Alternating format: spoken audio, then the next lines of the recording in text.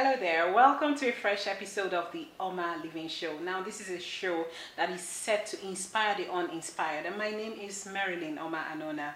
On today's show, we're going to be talking about the females and the corporate world in Nigeria.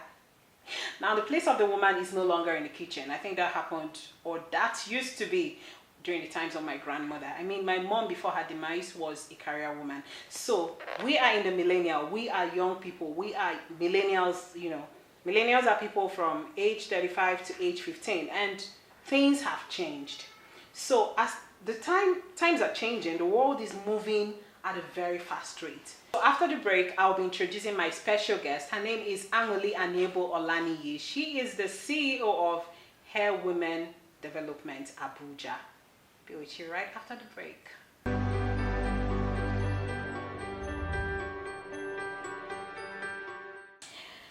Welcome back. I'm supercharged. You know why? Because this guest is exceptional. Not only is she beautiful, she is, you know what it say about brain power?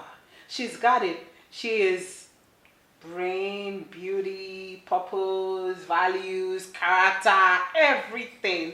She's a good illustration, human illustration of the word balance. She is everything.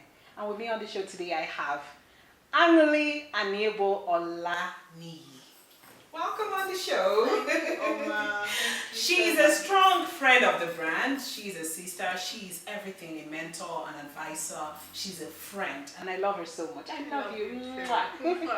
So the topic for today's episode is the Nigerian woman and the corporate world. It's a whole lot I'm going to ask you. But let's start with the females and the corporate world in Nigeria. How a typical woman should be able to strike balance between her career and domestic duties. First of all, what do you think about the females in Nigeria and the corporate world? How deep are we into corporate, career building, career? How do we take our rising, promotion, growth? Are we so serious about career? Thank you for having me. First of all, you're welcome. It's good to see you again. You look beautiful as usual. Thank you. Yes, thank you so much for that question. Then generally, from a career point of view, which is that's what I do, and I find that a lot of women are striving to go into different areas when it comes to career. But as with a lot of things in the whole world globally and in Nigeria, there's a lot of barriers that stop women from attaining that place that they need to get to. And doing so much. So there's something called the glass ceiling, which I know your viewers and everybody has heard about. That thing is real. There is a real glass ceiling. There are different reasons why many women face glass ceilings, but that glass ceiling is there. So in terms of the percentage of women who are in career, I would say over 20 to 30% of us are in career. But I think the question should be, how many of us are really in that leadership position? Exactly. Which is where I'm really interested. Playing key roles. How many of us are really in that sphere? How many of us are in careers or in positions that are, making decisions? How many of us are in that place where we can say that, yes, we are taking on some really great, challenging. Absolutely. We heard recently, just this week, we've heard that for the first time ever, a woman's signature has been appeared on the Naira notes. And I was so glad that it was 1,000 Naira notes. Yeah, that was a feat. Yeah. Yes, that's the first time. So you can see that we are getting there, but we're getting there in trickles. Yes, very slow pace. Yes, for the first time, a woman is on the board of directors for one of the breweries. For the first time, a Nigerian woman flew one of the Qatar airline. Yes, but how many of us women are actually taking up that? Yes. That is where my focus will be. So if I begin to look at that, it's not enough. Yeah. It's climbing gradually, but it's not enough. The roles, in terms of the roles and positions. Yes, absolutely. Okay, so that's still a problem. We're still lagging behind. Yeah. The women who are actually CEOs, who are actually in Fortune 500 companies, who are ruling. So it's not just peculiar to Nigeria. It is a It's problem. everywhere. But the difference is other countries are making efforts to climb. ensure that women are Involved. Countries around us, like Rwanda, for example, Yeah, Rwanda, are making Rwanda. sure that their women are involved, right? So what the question we should be asking is that why is Nigeria, or how can Nigeria also Measure be up to and do meet up that? and all Yes, that. yes. Okay, so talking about countries, you know, other women measuring up in places like Rwanda and the rest of it, it's there. Okay, we'll get back to that. So the next question would be, how is a typical Nigerian woman, how will she be able to strike a balance between her career and domestic duties? Okay, very good question. I think over the years, I always felt like I had to strike a balance. And I think that thing is a lie, it's a myth. You can't strike a balance. But I learned a new word. Work-life integration is what I learned, and I've been practicing that. And what that means is just basically giving energy to what your energy needs. Per time. Prioritizing when you need to. Asking for help when you need to, asking for support when you need to. So integrating my lifestyle to my family to my and your work, career. because I want to. That's your balance. I'm integrating it. Do you know what I mean? I don't think I can achieve 100% balance. No, you can't. I can't be You can't. at work 100%. Neither can I be at home 100%. You can't. That's why balance is about priority. Per time. But something will have to give. You know, if I want to do something at work and my daughter is or you know my children are not around me, I have to find a way to try and accommodate that. So I think that for even women to attain such leadership positions and climb up in their career, they need to be able to think about how to achieve that kind of integration and look for how they to can be able to not allow one thing suffer so much because we are chasing and another. I feel like to do that, like I always used to be authentically you. You know, this is who I am. I am this. I come with the whole package, right? Yes. But I can do this job. However, I also want to be an excellent mother, wife, or sister, or daughter. I have commitments around me to do. So I want to be able to integrate all that time. But I feel like even if I'm a boss and a woman comes to tell me that it will be great, but I also want to see from that employee how you've been able to manage yourself. So if it is that you want to give me certain hours of work, you know, and you put in your best in that hours of work, and you need some time to go and integrate with your family or every other thing you need to do, all well and good. So that is an integration, I would call it. Okay, next question is, how can females thrive in certain sectors? For example, I'm in the media, and that's like male dominated, and you find the glass ceiling. I think it's more than a glass ceiling. You have walls and you have all sorts you have to contend with, and it's crazy. You know, you're in Nigeria. I don't want to call you an entrepreneur, but you do so much. You know, you could be called a social entrepreneur to some extent. So sometimes you find out that there are certain things you want to do. In my industry, for example, they're not paying attention to the females. They feel like because you're a woman, are you sure you have to? And I mean, sometimes I have to go with my DOP. Things that I don't need him, just so a male figure will be there. What do you have to say about this problem? I think to start with, if we noticed, Nigeria has an issue culturally. The cultural issue and the traditional issues that we have is still a barrier. It's not an excuse, don't get me wrong, but it's still a barrier where you think that if you want to get the attention of someone higher up than you are, you need to go with a male figure. Again, culturally, you know, and perception-wise, in this office, people don't actually believe that you're there to transact business, which is something that, you know, I also advocate for. Intelligence sells all the time. But the culture and the mindset that we have of our people don't let that happen. So that's one constriction. But how I think that one of the ways we could actually do that is I am always ensuring that I am armed with as much information as possible.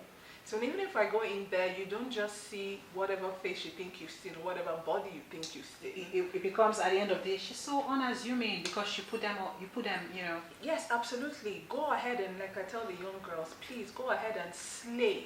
Right? But slay with cerebral, sense. Do you know what I mean? That's my hashtag, slay with sense. You go in there, you are intelligent, you are articulate. You know, even if you have a good word, I can tell you a good word so you can understand what I'm saying. Do you know what I mean? But the thing is, know your onions. I always want to don't go in blank. don't go in blank. 1, 2. There's always a place for character. Your Let's say that again. attitude, your behavior, it opens doors for you. You don't need to go in being because you have all this thing. Because somebody can say, well, I'm beautiful, I'm intelligent, I have a 2-1, do you know what I mean? So you must know. Character. Your character is very Huge fan of character. important. And then you should also ensure that you're hardworking. You can bring yourself to the table. When we women, we always have this our mantra, get me a seat at the table. I want to sit at the table. If there's no table, I'll build my own table. That's fine. But can you actually go to those places and they're having conversations? Can you make your voice heard? That's the fourth thing. Your voice is important. They say a lot of things. Have a counter argument if you don't agree with it. Don't just say you don't occupy agree space with it. on the table. And what do you think? You just be like, And you're just occupying space. Now, I'm not saying rude. I'm not saying, don't listen to what they're saying. But even if you agree with their opinion and they ask a question, let them hear your voice and say, oh yes, my name is Marilyn, my name is Anuli, I run Air Women Development, I'm a social entrepreneur. Yes, I really think that I concur with your point because I feel like... So just even if you're an OES member, let there be something you have to chip in to show that you have a reason to agree. Absolutely. Okay. And then I want to also say that just be authentically you. Know that this is why you are here and what you're doing because it sets you apart. Sustainability. Yes. You are there for the long haul. If you're doing a particular thing because you are called to do, you found your purpose, no matter how long it will take, it will last on that. I like this. I like the sound of this. So the next question would be, now I'm female and I'm not known to be sentimental. This is a problem. Yes, we have a glass ceiling. Yes, we have cultural issues. Yes, we have traditional issues. Yes, we have all sorts. But then you see, it happened in the case of... I think my makeup artist, if she's watching this, she's going to attest to it. So I wanted to open a corporate account. So I was in her studio and then some bank workers, stepped in and I'm asking, what does it take to open a corporate account in your bank? And then you go blank. From the body language, you could see that she sells her body. I'm like, what did I say wrong? I want to know why I should open with bank A instead of bank Z. So what you have to say to females who are all about, because in as much as a male, some of the males see us a certain way. Like once a woman is fine, she has to be a bimbo. There are women that also show that they are bimbos. Just give me this thing because I'm a woman, I have boobs, I have, bottom. What you have to say to such women? Wow, it's sad to be honest. First of all, that saddens me. It saddens me because part of what I do is also educating these young women to know that your intelligence is actually important. That's what you should trade with. That's your currency. Every other thing you have on your body is bonus. But your intelligence is your currency. So it saddens me to hear that. I want to tell the women that, we're moving to a place where women are going to be chosen for a lot of things. When you and I come and say, give us 50% or do 50% affirmation or things like that, it pains me that I cannot look at you and call you to be part of it. Women like that make it look as if the work that we're doing is not reaching anywhere. Impactful. Even if it is. So those kind of women may have they need re-education. Exactly. I don't want to have to talk them down or belittle them. There must be a reason why they got there. They just need to be re-educated and relearn. They need to reteach them. And then those people may not have found their purpose. Exactly. They may not even know who they really are. Exactly. Now there's no excuse for anybody to say that. I always say, whenever I'm running interviews for young women, and even if for everyone, and there are young women in that interview, I seem to take more time with the young women because even if the woman doesn't get the interview, she doesn't pass, I will take extra 10 to 20 minutes to tell you why you didn't do well and the areas that you need to go and develop. And then I go as far as giving you my personal email address. Let's work on this and work on that, because that's where we're going to. I don't want a situation where when they want to talk about women who are, doing well, you now call a bunch of other women who are not doing well. And like how the mind works. You use the bad to tarnish the good. So I would advise young women, like we've just said, know your onions. No matter where you are in life, it's a learning phase. There's a learning, even if you are cleaning the floor. Of course. even if you are making someone's hair, there are skills you are developing. There's something called Soft transferable skills skills. and all that. Absolutely. Be diligent and learn in that place, because you don't know where it will take you. Exactly. So please. And no skill is a waste, no experience, Absolutely. and character is the ultimate. Absolutely. Now let's go to a woman. In fact, you need to start following her on Instagram. She's at Alpha Human. That's the only Alpha Human on Instagram. In the whole world. Wow, isn't that unique enough? So we'll move on to a woman. She does recruitment, human capital development, specifically for the women. So tell us about her. Okay, thank you. So Air Women Development is just like a social enterprise.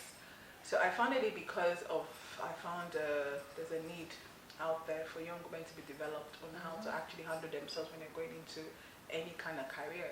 And then, it spiraled into advocacy, it spiraled into talking to women, it spiraled into leadership education for women, it spiraled into, like I said, my hashtag sleep with sense. Like, I'm happy for you to have long lashes and 22 inches hair, but know your onions. So Air Women Development is really all about that and more. But we are linked to I linked our goals to the SDGs, the Sustainable Development Goals. Goal 5, goal 13, goal 16, just to ensure that the women who are coming up, we're young, but we need to really know what it entails to hold on those leadership and decision-making positions. I love all the older women I relate with, but they're much older. Yes, so the gap between the older ones and the younger ones is wide. So I feel like I am, making friends like you and a lot of other beautiful women I've met who close the gap, so that when I'm talking about like a big mentoring session, there are women who are our age who can talk to even younger ones, right? And just make sure that women are being developed, so that when they now say their positions to be filled, I would have been able to, by the grace of God, empowered, educated young women that can to fill in the those spaces. positions. Yes. Wow, it's been nice having you on the show. Thank you very much, and I hope to have you more and more of you. All right, we'll be right back after the break.